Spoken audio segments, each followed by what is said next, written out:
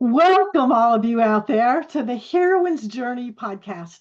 I'm Joan Perry, and it is my absolute delight to do this podcast and invite wonderful people each week to talk to us. Today, we're so blessed because we have Erin Oksol with us. Um, I don't want to start with telling you that she's the success psychologist because I want you to hear her story. She's amazing. We've known each other for some years. I've always admired her. And Erin, welcome to the Heroine's Journey podcast. Oh my gosh, thank you, Joan. Hello, everybody. My journey, my own heroine's journey. Yes, and what I want to start with saying is that I think you're so awesome. Oh, And you're so, you're beautiful and you just shine every time you show up. And I sort of get this impression, maybe it's my own insecurity, but let's start here. And that's that life has never caused you any trouble. Like you just look like life has been perfect. And you so master it in not only how you present yourself and the work you do and all that, that I just wouldn't ever envision that you've had any real difficulties. But yet I know because I wrote the Heroine's Journey book that, it's just not true. We all try to make ourselves look perfect. We all try to make the outside look really good. We all try to, have everybody think that we're just rolling along in a swimming fashion. And yet, it's possible that that's not exactly the whole story. So, give us a quick thumbnail of your background, first of all. And, I know a bit of your story, so if you will share it, we'll all be most appreciative. thank you, Joan. Well, let's say my name's Dr. Erin. It's been 12 years since I've been a perfectionist. You say hi, Dr. Erin. No, I'm a recovering perfectionist. I'm allergic to the word. Okay, like I break out in handcuffs. Okay, that's a funny joke right there, Joan. I'll tell you about that one. But I had a good. I'm 51. I had a good run up until about my 30s of performing, pleasing, proving, perfecting. Uh-huh, 4.0, got all the degrees till I was 31 years old. I was in college. I loved it. I always knew I wanted to be a psychologist. uh-huh. But I had a family member who was mentally ill. And because of that, my reaction to that, my role was to be the perfect one. And by the way, ditto on that. I Yes. Okay. Okay. understand that So, totally. you know what ruined it for me? What? Children. I had children, Joan. Oh no. And there's this thing about motherhood, you can't do it perfectly. So that was a conundrum for me. And Uh-huh, to make a long story short, I had a hard time differentiating from this family member and became very, very depressed. At age 34, another family member of mine knew I was so depressed and handed me a vodka cranberry. And I took to that coping system and within a year was a daily alcoholic oh drinker. my gosh, honey. Landed in jail. This How did all that happen? this Like pretty face was in jail. you're Okay. going And so fast.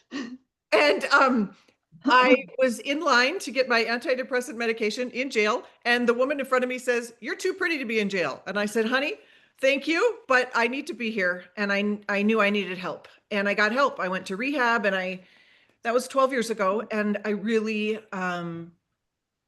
built this version of my life. And What landed you in jail? a DUI. Well, so you Yep. got arrested driving? Yep. Wow. And I knew I needed help because I at Uh-huh. that point could not help myself. It was full on. How And did you know you needed help? because I was driving drunk and I was Joan. Yes, that's all I need to say. Okay. Yes. I mean, I knew. I mean, I was a daily drinker. I'd become the disease of alcoholism had overtaken my brain. Wow. Um, And, I like to say I was imprisoned by my own self way before I made it to that jail cell. I was Oh, can you expand on that? That's just such sure. a beautiful statement. Well, I'm sure so many of us humans can relate, but I was limited by and enslaved by unworthiness at times, by trying to kind of prove my worth on this planet, my own limiting beliefs, all the things. And even though I was a great healer and a great psychologist, I'm still a human. And over the last 12 years, I've worked really hard. I've invested in myself and received the benefits of that investment, but I have broken free. And my mission on the planet, if you woke me up at 2:30 a.m. and said, "What's your mission on the planet, Dr. Erin?" I would say, "It's to set the captives free." Uh-huh. And so now I build that, I build that with all that it means to be a human, Joan. And I take a deep interest in teaching people that in order to have it all, you must be able to hold it all. You must be able to feel it all. And so our humanity is actually the thing that's going to help us, not hinder us. And so I showed up for all of it. And Mhm. of course, that includes all of it, everything that So means tell to us be a little human. bit more about those moments of standing in jail. I mean, because I can so relate to this because when you're the perfectionist, you never envision that you could hit rock bottom. And when you do hit rock bottom, at least my first reaction was, this is not me. They must have made a mistake. So I had a similar situation, but opposite. And what I mean by that is in the months leading up to being in jail, I actually tried to admit myself into rehab. Oh, And wow. because I had such a beautiful life on the outside, Uh-huh. because I have an amazing marriage, because I had a thriving psychology practice, because I had three gorgeous children, Uh-huh. I answered those questions honestly and correctly, and they still didn't let me in because they said, "I'm sure you don't really need it." So I Oh, was actually wow. not given the help that I need because of my exterior version of Perfection. what it looked like. I had friends that Yeah. never believed me that I was really an alcoholic. I'm like, "Yes, I am. I am." No. And Yeah. so I knew by the time I reached there, I knew I needed help, and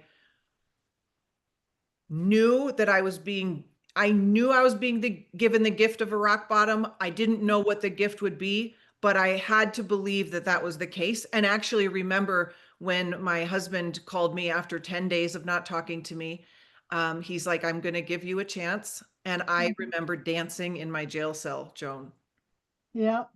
because I knew I was going to set myself free. But I, But let's dwell on that for a minute because I too was physically abused by my husband. And oh, I would tell people that, just like you would tell people you were an alcoholic. And people didn't believe me oh my goodness. because I looked too good on the outside. It couldn't be possible. And so Oh, then in that moment, you must have had a great deal of fortitude and courage to be able to account for your reality.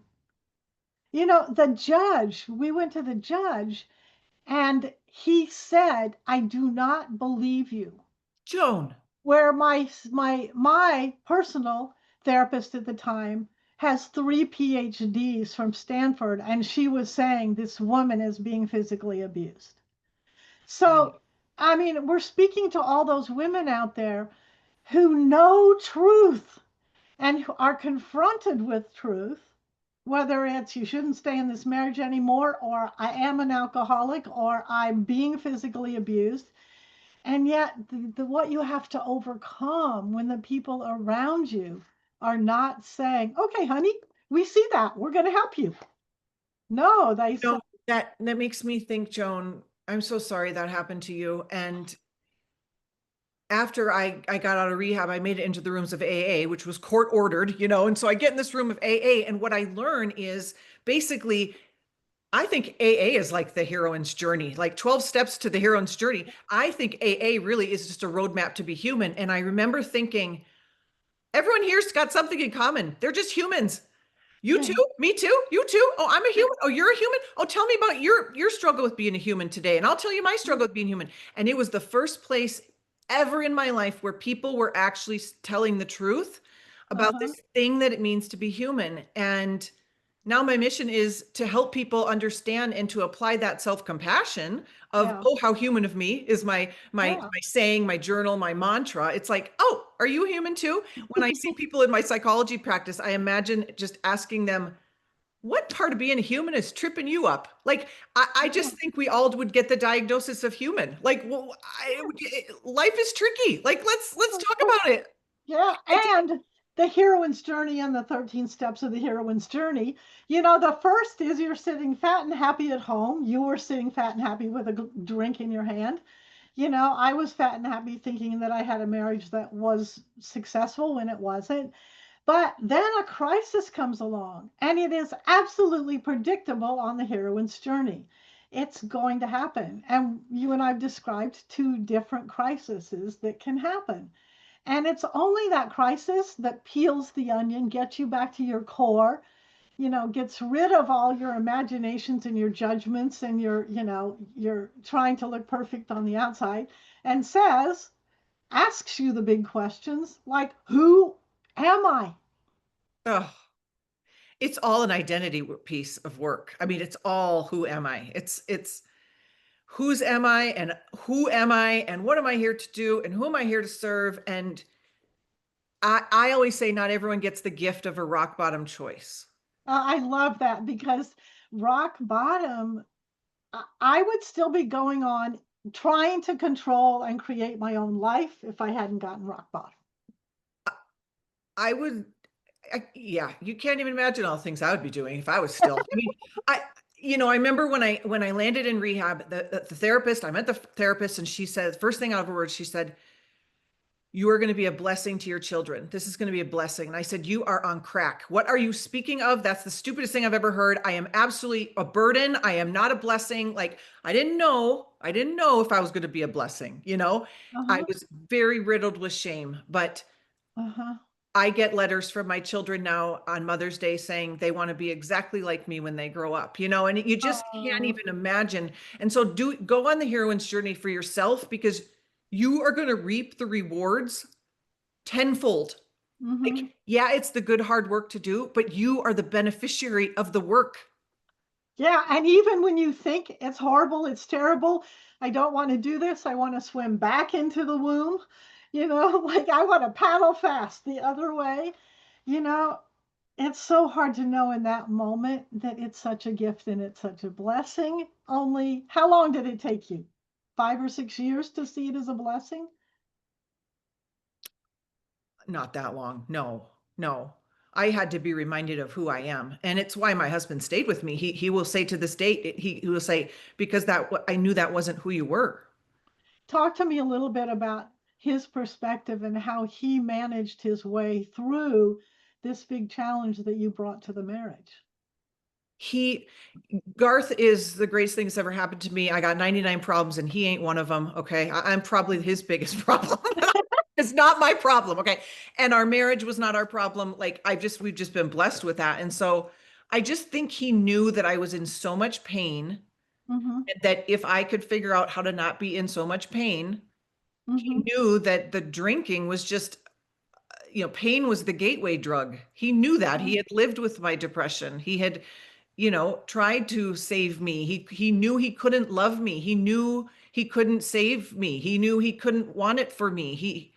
He knew. I You had to do it. You had decide. to And do it. he says that to this day. And so very, very blessed by that. But he just knew I And was not well. even all your psychological training didn't help you avoid this for yourself, right? Right. Why? You're supposed to learn how to I mean, I'm presuming because it's usually true that you got your education because you were trying to solve your own problems. Well, I was probably trying to solve my family's problems. Uh-huh. What were you trying to cover up? Well, one of the people in my family is a narcissist. And so that was so difficult for me to cleave away from, to lose that relationship. And Uh-huh. that relationship did have to go away after I got sober. And Mm-hmm. so it was all of that for me. It was the part of me that could not untangle that my worth on the planet was not related to my performance. Honey, you and I grew up in the same culture. I mean, and when I got depressed, it was my first failure experience of my life. I failed my Me too. first licensure test of psychology. And you know what that was evidence to me of, Joan? It was evidence, see, you've been a fraud all along. Not Yeah. you have clinical depression, and of course you can't take this test. Like, so I think, Yeah. and I had postpartum depression. So there was that, and Uh-huh. that runs in our family. And so that was also this thing that I think my husband knew was not of my own doing. He's like, Right. what has happened to Erin and where did she go? Because this is not Erin. Um, Yeah. but yeah. How did the narcissism play into it? Like I had a narcissistic father, so I can totally get this. Okay. So yeah, I would love to hear how it affected you too. But for me, it was again a life of proving that I Was good enough to good be enough. accepted by the narcissist. Yes. Uh-huh. And that target kind of always moves, and I was never I could never effectively hit it all the time, and it's all about image management, and it just developed a deep anxiety in me. So I was not this person before the spiritual awakening that I had. I was riddled with anxiety. I didn't speak in graduate school. The number one goal in graduate school was to get me to talk. They didn't even care that what I said. And now I'm a keynote speaker that's like, please fill up a stadium and give me a microphone. Like, it's kind of like remarkable how much you can change your brain. But I Yeah. think back, Joan, to when I was 10 years old, 8 years old, like find that girl in you that age before we're 12 or 13. Mm-hmm. I wanted to be a rock star. I wanted to be a poet. I wanted to heal people with my words. And now that's what I do. I am a speaker, a healer, a writer. That's who I always was. And I found her again. Mm-hmm. Because Found her. because you denied her. I did. It wasn't safe for her to come out. I was Uh-huh. told in my family I was a terrible storyteller, that I could, every time I spoke, I was basically like told, this is so awful. So, I mean, I learned all sorts of things. So if there was a pivotal moment, can you tell us what that pivotal moment looked like?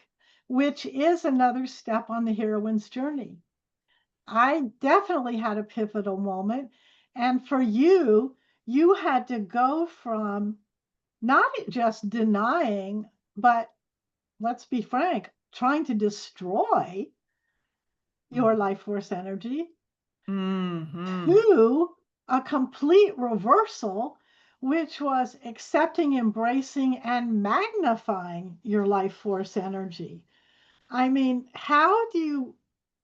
was there a moment? Was there a something that happened that actually triggered your brain to flip its switch because that's what had to happen?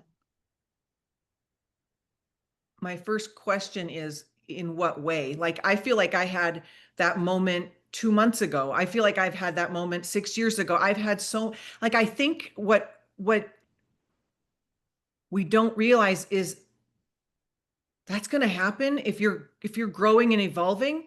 There's always going to be a next level of your growth edge, so to speak, of your Uh-huh. humanity to look at. Right. But I mean, I remember when I was so newly sober and came home to rehab, and I was very clear that I had granular clarity of what mattered in life, that it was love, that it was my family, that it was gratitude. I became an obsessively grateful person.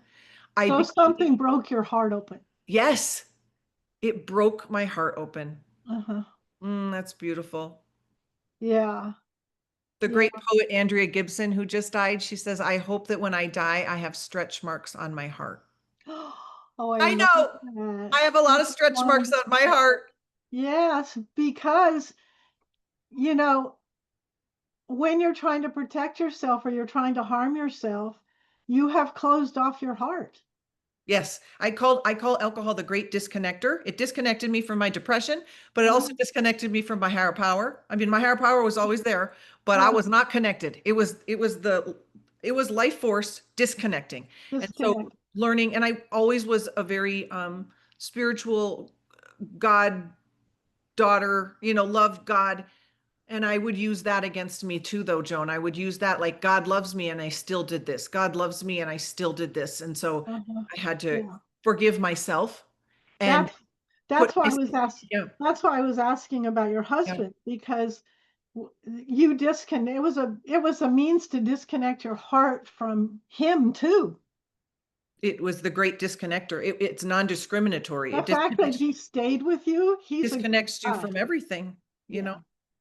I went through the moment where I literally, Erin, got down on my knees and said, God, if it all goes away, because my whole life was burning down, if it all goes away, what's left? And the answer I got back was you. And from that moment on, I have said to myself as a mantra, I am a child of God. That gives me goosebumps. Oh, And that was the turning point for me to stop being so destructive with myself and start yeah. loving myself. Because how could I deny something that God said alone was imperfection, was perfect? That is so beautiful. Yeah. Because you made a huge leap to go from I'm going to disconnect everything. I'm going to, just bug out of this whole life. I'm going to destroy the relationships all around me because it does that, you know. And now all of a sudden, I'm going to wake up the next morning and I'm going to totally embrace all that. That's a huge transition. You and I have talked a little bit about the feminine energetics of the heroine's journey. And when you were just talking, it made me realize I had to become very good at That's receiving my worthiness, uh receiving the idea that I was born worthy and nothing has changed. Receiving is a very feminine power, hmm and you can build that. And it's like why people, when they win the lottery, they spend all the money because they can't receive it. They haven't become the person that could receive that. hmm The good news is on the heroine's journey, you don't have to learn how to do it all overnight. You grow in increments of right. receiving praise, receiving compliments, receiving gifts, receiving goodness, Love. receiving clients, receiving abundance. You say you want $100,000 business, but you can't receive a compliment. Like, get good at receiving and you will receive. Yeah. Yeah. I love that. That is so true. And don't you work on it every day? Oh, yeah. And then it goes from what you do to who you are. So I do want people to know that the journey isn't always going to be hard. Yes. It's not like it will become perfect, but you meet a next level of life, but you are the next level of yourself. And so you're going to meet life at a different level, and it hmm gets to be easy most of the time. The Uh-huh. aligned way is the easy way. It- God wants it to be easy for us. Do you know what I mean? Like, easy's not sleazy. Easy means you're in your alignment. It's meant to be joyful most of the time. Speak more about alignment. What do you mean by that? First of all, we have to figure out what we're aligning to, and I think we first have to define who is our highest self. What words would describe her? What just jot down all the words that would describe her. You Mhm. already know inside of your heart who she is. And for us, we call that a heroine. Oh, okay, okay. That's Yes, so standing in your your heroine is best, there. your You best state. Okay, you cannot Google this. You can't ask Siri, what are my words? You can't go to a guru and say, who is my highest self? She lives in you. She's there. You just have to ask, and then you have to Mhm, listen to what she says, and you have to mhm. take good, orderly direction from her, okay? Because she knows the way. She knows the Yeah. way. So I determined who my highest self was, and then you embody her, which just means take your body and move, which means what would she do? And you do that. And it is inevitable then. If you do what she would do, you will have what she desires because you will be living in alignment with who she is. So you align to your values, you align to your goals, you align to God's purpose of your life, you align to those things, and you do that today, and then you create that life. This sounds like a big job, It but is not a big job. It is but the most, it is yeah, how you set yourself free. yet I've heard you, you know, you have moved seamlessly from standing in a jail cell, that's hard to say, jail cell, to the magnificence of stepping into your purpose today. So, can you talk a little bit about that journey? Because you're doing it when you say you're aligning. Mm, And I'm assuming that I mean, in the beginning, you didn't believe in yourself. You said, I just got out of a jail cell, and I have a past of dismembering myself with alcohol. Now I'm starting to walk towards this magnificence that, mhm, in my case, I didn't know, but God did know it in me, and I trusted it. mhm. I trusted that God saw a magnificence in me that was bigger than what I could see in myself. That is the spiritual awakening. So that is exactly what happened to me, Joan. I believed God was right about me. Uh-huh. Yeah. I I suppose at the time I realized maybe I'm not the best judge of my worthiness, so I'm going to believe what God says about me. Uh-huh. But my superpower has always been clarity of mission. And Mhm. it's very simple to find out your mission on the planet. Ask yourself two questions. What breaks your heart or splits it wide open? Mhm. And what lights you up? Yeah. And usually it's the intersection of both of that. So my Mhm. mission of setting the captives free came from my own Captivation. captivate, yes, captivity, Uh-huh. freedom from Uh-huh. unworthiness, freedom from limiting beliefs, freedom from, right? And freedom Mhm. to. So Mhm. whatever that is for someone, we define who their ideal highest self is, and then they co-create with their higher power and they live what I call the higher life. Yeah. And it's a combination of spiritual fortitude, really connecting with your spirit every day, but also scaling up. So figure Uh-huh. out where do you want to learn a skill? I mean, it's Mhm. not sexy, but it's like if I wanted to be a speaker and Mhm. I knew I didn't know how to do that. So guess who my first hire was? A speaking coach. I mean, it's like Mhm. it's not complicated in terms of Uh-huh. you don't know how, you don't know where it's going to lead, but pretty sure success leaves clues and success principles have promises behind them, right? Which is Mhm. if I hire a master to teach me how, I'm pretty sure I can learn how because I am a person who can learn. Yeah. You've learned Right. everything in your life so far. So Yeah. whatever it is you want to do, your mind will instantly say, "But how? Uh-huh. How? You Yeah. you're a woman. You can figure things out. That's what we Yeah. do. That's what we are great at." Yeah. You figure And you're it out. curious. What? And you're curious.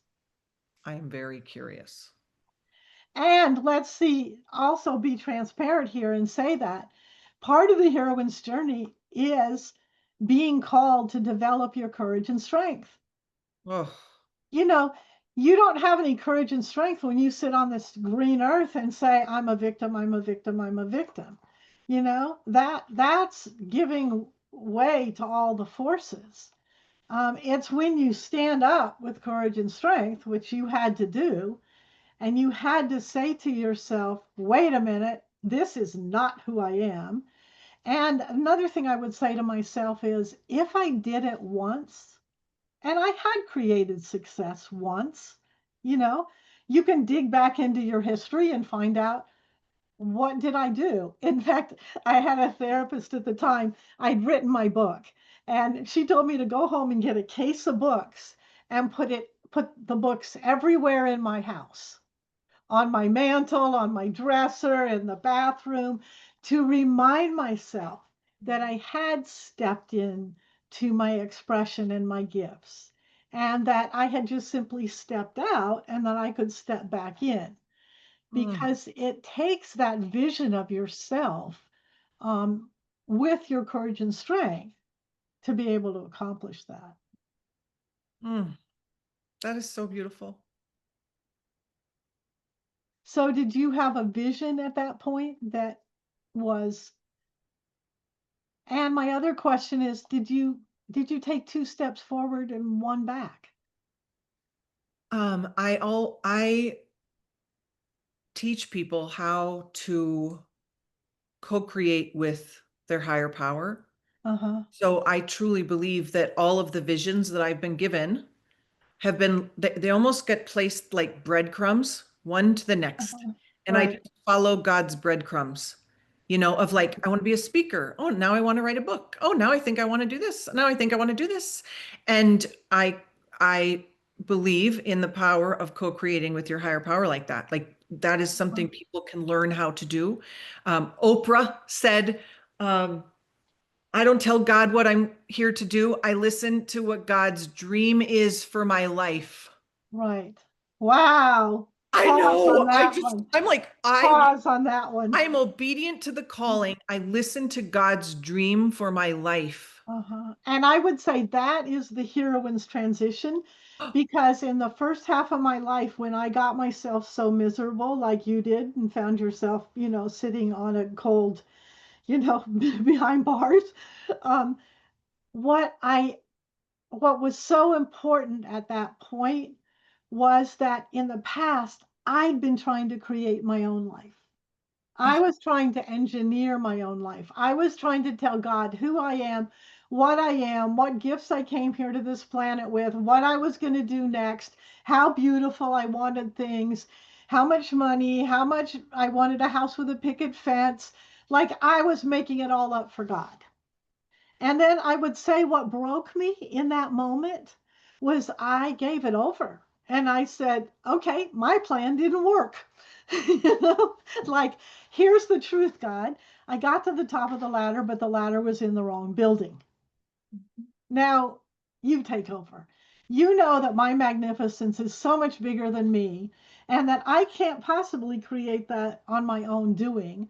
So, God, step in here.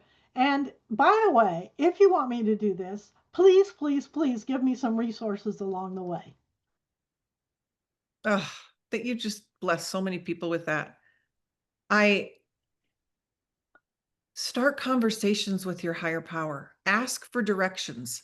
It can be as simple as, God, what would you have me know about my next Now, move? God, what would you want me to know about my body? God, what would you want me to know about love? God, what would you want me to know about my worth? God, what would you want me to know? I just wrote a book called God is My Guru, and it walks people through oh, ways wow. of how to have a relationship with Uh huh. your higher power so you can create this life that is so magnificent. But you can start to, to have this bi-directional relationship. Uh huh. Do you ask? Do you use a journal? Yes, and I created the journal. It's called, yeah, that's what I created it for. Um, and you can find it on Amazon. But it's and just wait for the answers. But Uh they will come. They will come because God is your guru for your journey. And you know what? You know what's going to feel like? It's going to feel like excitement. A yes is going to feel like, ooh, that feels good in my body. A little being scared is different. Scared excitement's different than scared out of a misalignment. So make sure you're noticing the two. One feels like that doesn't feel like what I want to be doing. The others, that feels like what I'm be doing, and that's really scary. But here I go. Like so, it's not that it's free, squeaky clean of fear. It's the right kind of fear,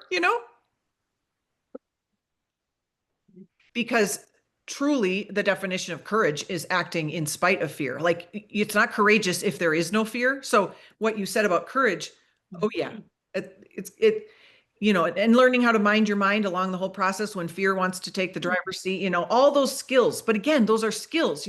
So if you're saying how do I get out of my own way? Sit in the mentorship of someone that can help you with that. If you haven't been able to figure that out, read books, listen to podcasts, ask your people in your inner circle how do you do that. Those are just skills. I had to learn the skills. That's what's great therapists do and great mentors. They actually teach you the skills of how to get out of your own way. you know so everything can be learned. And fear.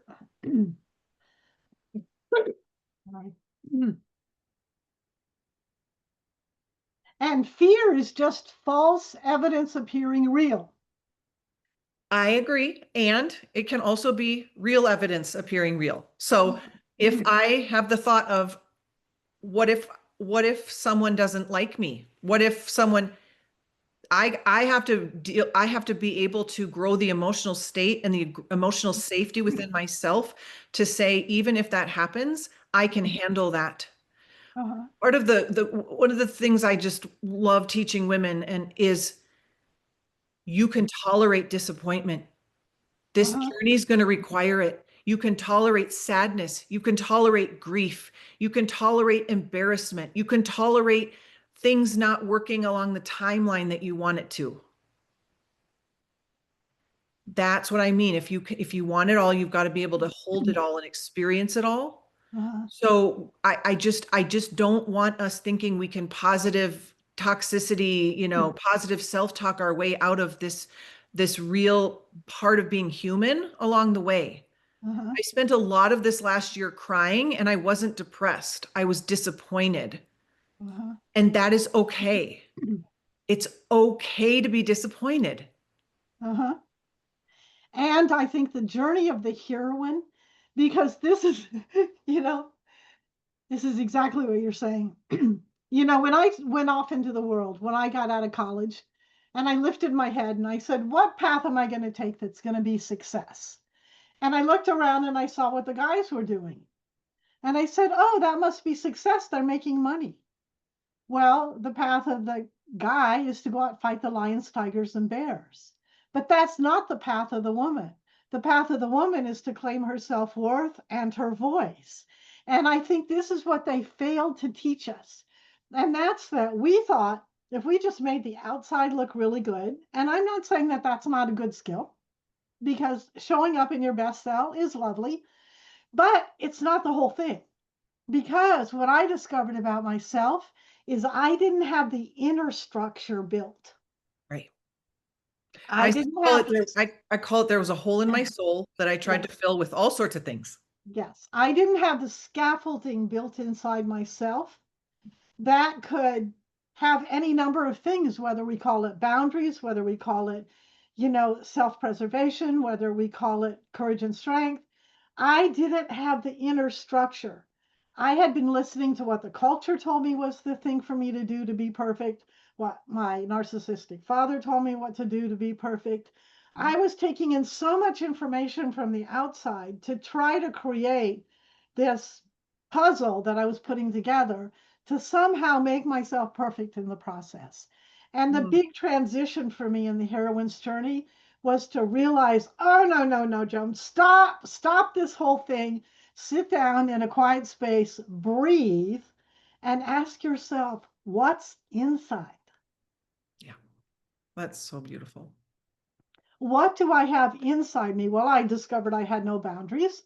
I discovered that people could easily take my money because I, was susceptible.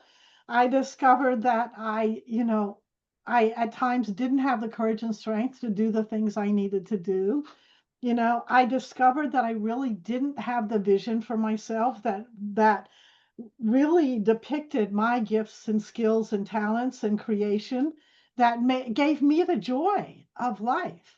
I mean, when I sat truthfully with myself in those moments and said, what's on the inside?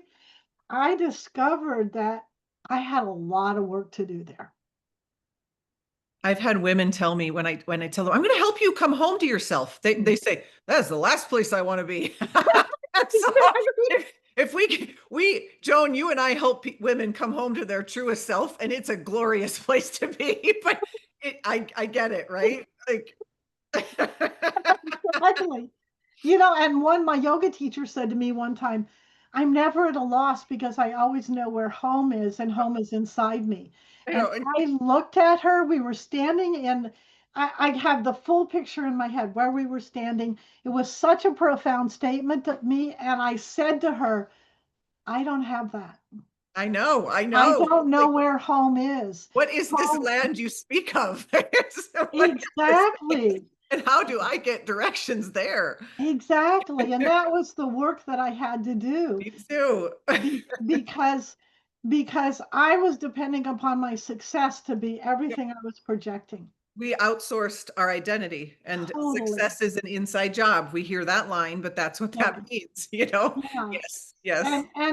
From the time she said that to me, which was probably 15 years ago, until today, I've worked on that. I have a master class I did years ago called The Homecoming, and it taught people how to come home to themselves. So that concept, Joan, has been so revolutionary for me too. Yeah. Yeah, because I would propose to you, and you tell me if I'm right, but I would propose to you that alcoholism came about because there was a void inside. That's exactly what it was. It was that's what I, when I had a hole in the soul in my soul. It was like the last place I wanted to be was with myself. That was a dangerous neighborhood up here to hang out in, you know.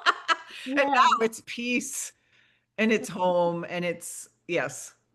So And what steps did you take to get there? oh my gosh, what steps? Well, you learn how to mind your mind, and I teach people how to do that. But self-compassion, I would say, is just oh, how human of me. Oh, how human, yeah. Oh, how human of me. And Uh-huh. I'm a human too. And okay. I also, I just got to say this. I also have always prayed this prayer: God, don't waste my suffering. And what I've meant by that is show me, Oh, I show me, love that. show me what you want me to learn from this. And Uh-huh. please let me help someone because of this, because this is awful and Uh-huh. this is hard and this hurts right now, but I am available for you to show me that as soon as possible, please. And so I think that always gave me hope in the midst of it and still does. It gives me hope and it gives me meaning Uh-huh. because there are going to be difficult parts of the journey, right? Uh-huh. That's what this is, this earth school that we're in, you know? Um, And I would say to myself as one more piece to that, and please, can I get all the lessons here? Because I don't really want any pop quizzes. Like, oh my can gosh. you make this complete so that I get it? And I can be your best, servant, and we can minimize the suffering to not do it. Because if you don't get it, I mean, I was such a hard egg to crack that for the first half of my life, when I was trying to make it all look perfect on the outside, I was getting the messages and the lessons. I just wasn't listening. Yeah. So I pray that I listen to the point that my spirit and my soul grow as a consequence, and I'm not just spinning myself around in circles. Do a little audit of your life of what are the common places you suffer in the same way over and over again. That means you need to learn the lesson, so to speak, not in a punishing way, but you need to learn to advance to the next level of Mario Brothers, like Right? it's one of my mentors last week was like, you passed the lesson. I'm like, yes. So like I literally speak like that about this in my life, and the way to really just again do an audit of where am I suffering, because I'm going Mhm. to keep getting this lesson until I learn it and I can advance. And our work, the Heroine's Journey, we invite you to look at 4 areas: Ooh, financial, are you spending more than you earn, so you're suffering? Relationships, people, Am I just choosing people in my life that are causing more difficulties? Like that was my Achilles heel. You were so lucky because you have a good man who stood by you. Man. Unfortunately, I picked one who wanted to tear me down. And as you mentioned earlier, when that's the case, you have to have the courage and strength to move on from that. The next one is physical, which is sourcing your life force energy. And the next one is self worth. It's your beliefs. It's about what you're saying to yourself about yourself or what you're letting the culture say to you about who you are. Mm. And we all have to recognize that the culture says nothing to us except you are the victim. The Or that culture you're broken and need fixing because we want your money. is So, all about we want your money. and you know, what's more powerful than a group of women who don't need fixing? And that's scary to the culture. Yes, it is. We're up for the challenge, aren't we, Joan? Because you know what? I think that's one of the reasons why I admire you so much. I don't think you need fixing. No, I In don't fact, think I know I don't need fixing. And but when you feel broken, that is not good. That is not helpful. no. And your job in the heroine's journey is to get yourself out of there as fast as you can. Mm. And to your point, that means you might have to learn some new skills or tools or talents, and also start with, however you define it in your own mind, the premise that you are perfect as you are. Yep.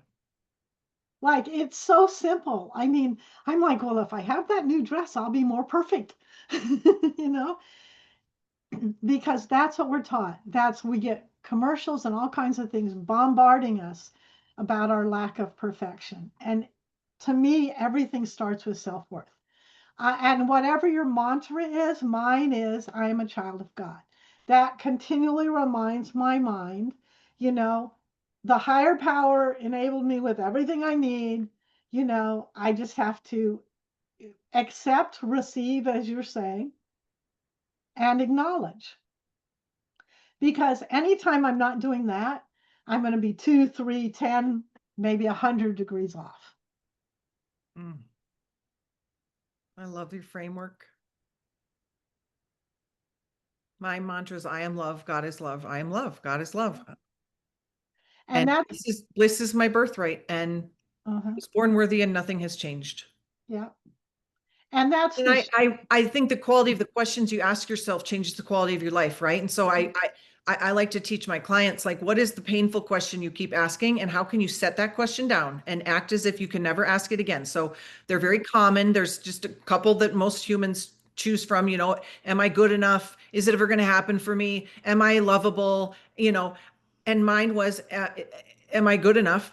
And instead of asking that, I ask, does this feel like joy? What feels like love? What do I want to do next? Like I just ask totally different questions now. uh-huh. So watch the questions you're asking and see if those are leading you to how you actually want to feel and show up in this world. And learn to love the questions, Yes. those questions, because when you come from that standpoint, as I know you, and you've made this huge transition, which I so honor in you. Your story is beautiful. And where you are now and the way that you have redesigned your thinking, it's sexy. So sexy. I've never felt sexier. Yeah, because you're free to show up. You show up beautifully on Facebook or playfully or happily or and you said this earlier, but I think that's all that God wants. Yeah. Enjoy the ride. Whereas before, in my darker days, I was torturing myself on the ride. Yeah. There's a great saying. Amanda Doyle said it on a podcast. She said, I don't want to be so busy building a life, I forget to live one. Mm. And I've gotten really good at realizing how do I want to experience some joy and peace and growth today? And if you repeat that tomorrow when you wake up and you repeat that and you repeat that, you have a life that kind of blows you away, Uh-huh. you know? Uh-huh. And it's as simple as like, if I were happy, what would I be doing? Oh, I would be doing that. Let's start doing that today. Yeah, Let's right. do that. It's actually that simple. So Uh, that's another just skill to practice and learn. uh-huh. Like, that's what I would be doing. Okay, great. Let's start doing that. Uh-huh. Because your happiness is your right. Yes, bliss is my birthright. That's my next book I'm writing, Joan. You know, I have people that say, I want to be rich. I said, well, what would a rich person do today? Well, a rich person would, and you've probably got all sorts of ideas about this, Joan, but like, act like you're rich today. Do what a rich person would do today. They would spend according to their means. They would, right? Mm-hmm. And it is inevitable then that you will be rich because you are being rich now. Now, It's yes. just, Uh-huh. you know, Yeah. Uh-huh.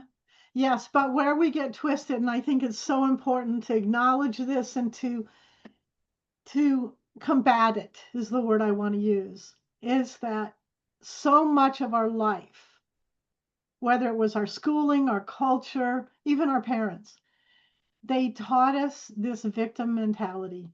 And the heroine's journey is about going from being the victim, where you don't think that you can have joy, prosperity, and freedom, to becoming the heroine, where you simply claim you're right for that. yeah. I told a client yesterday, you choose your greatness and then let the world respond in that order. Uh huh. You have to choose your worthiness before the world will. The world doesn't choose it for you, choose it, and then you Uh-huh. let the world respond to it. Hmm. Mm, That's why I say it all starts with self worth. it does. I mean, That is your work. If the rest of your life is going haywire, if you're in that crisis and challenge stage, if something major is going on in your life, the place to start is to own yourself, yep. own your worth. You were not put here by mistake. You did not come roaring down the birth canal and there's somebody at the end that has a stamp that's marked approved, disapproved. Joan, that's so good. I always imagine looking at the babies in the nursery. Can you imagine being like, well, you get everything, but not you over there. Over there in the corner, you don't get to see Fiji and you don't get to have love in your life. You only get 30% of the happiness. Like, we think that would be ridiculous. That is literally what we have learned along the way. It's just false programming. Which we do to ourselves. Wait, and if we learned it, we can unlearn it. We can learn something new. So I am Uh-huh. capable of learning something new when it comes to my worth.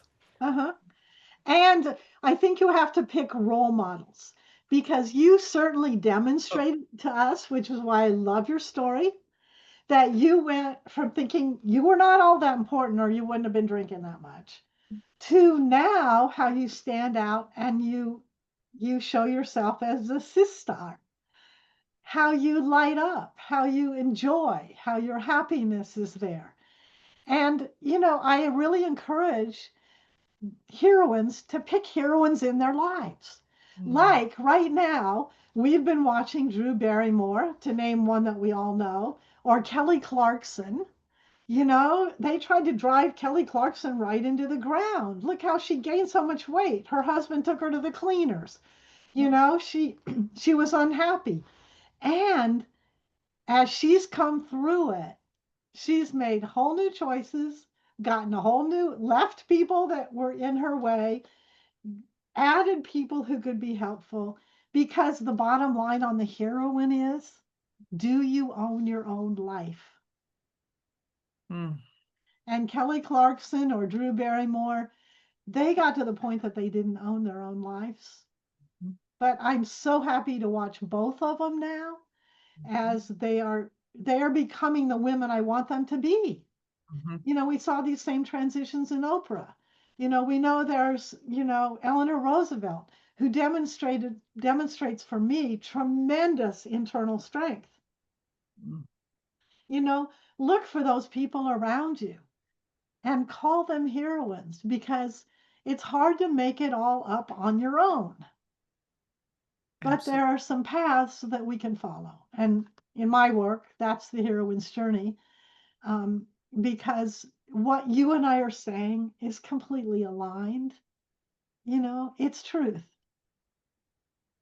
Joan and I met following a mentor. Like this is what we do. We find mentors in our life. Like we met at a conference, it. So absolutely. Just like for the love of all things holy, find the mentors, the heroines. Yes, yes, yes. Uh-huh. And most women have not stopped to ask themselves that. Like, who do you admire as a woman? And second step, they haven't told those women that they admire them. Mm, And thirdly, they haven't taken the lessons that they can take. mm, Because I wasn't the first person to get divorced, but I certainly acted like it,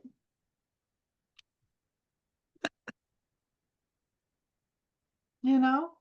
Because there's the you and me's of the world that are stepping out to say, hey, we've been through this. We don't want you to go through this alone. We right. would love to teach you. We would love to be of service to you. We would love to inspire you.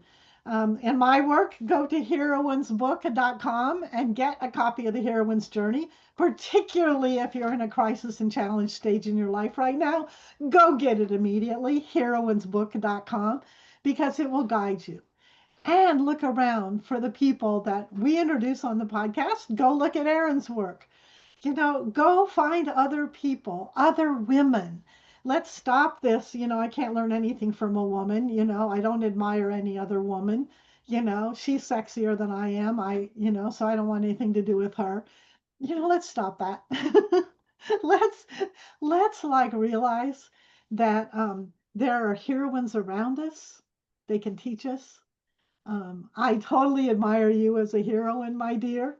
You Mm, have thank had a fantastic journey. I'm so you. thrilled for you to be on the podcast today. Me too. Thank you. Would you please tell everybody where they can find you and tell us a little bit about your current work and your books and what is your mission to inspire? Oh, thank you, Joan. You can find me, anywhere at drerinoksol.com. It's OKSOL is the last name. Facebook, Dr. Erin Oksol, Instagram, Dr. Erin Oksol, my website, and there you'll find all my books and journals and upcoming podcasts and all the things. Mm. Yeah, thank you. And you know what? I'd like to propose, and we'll talk about this. I like to propose that we should teach a course together. I know you do. I know you want this, and I think it would be magic. Yes, because I think that we have the same point of view for women to claim Yes, themselves. the same spiritual DNA. I think so too. I think Oh, so. Thank you so much, my dear. It's been lovely. welcome. Thank you.